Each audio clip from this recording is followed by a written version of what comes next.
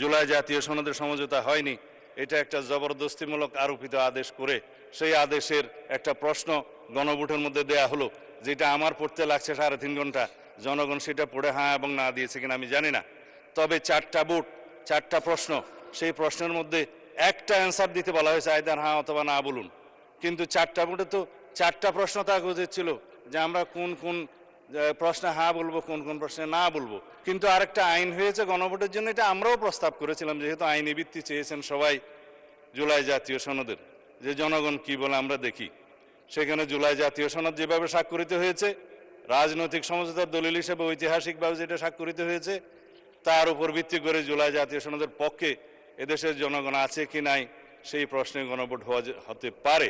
এবং সেটা একদিনে হবে না, 2 দিনে হবে, সেই বাহাস অনেকদিন হয়েছে, অতঃপর একদিনে অনুষ্ঠিত হয়েছে।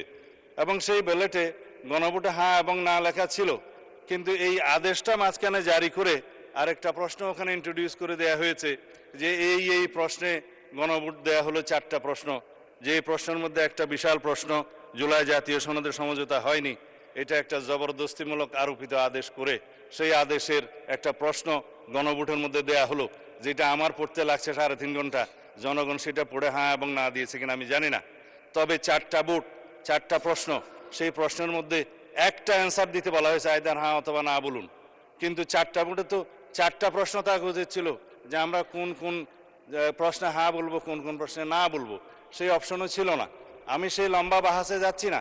তারপরও গণভোটের রায় যদি বাস্তবায়ন করতে হয়, সেই গণভোট এই আইন অনুসারে, সেই রায় অনুসারে সংবিধানে আগে সংস্কার আসতে হবে, সংবিধানের সংশোধন আসতে হবে। সংবিধানে যদি সেটা আমরা গ্রহণ করি, তারপরে সেই গণভোটের রায় বাস্তবায়নের জন্য তখন সংবিধান যদি এটা কন্টেইন করে, ধারণ করার পরে তখন যদি পরিষদের সদস্য হিসেবে শপথ নিতে হয়, সেটা তখনকার ব্যাপার হবে। সেটা আমরা let us have debate on it.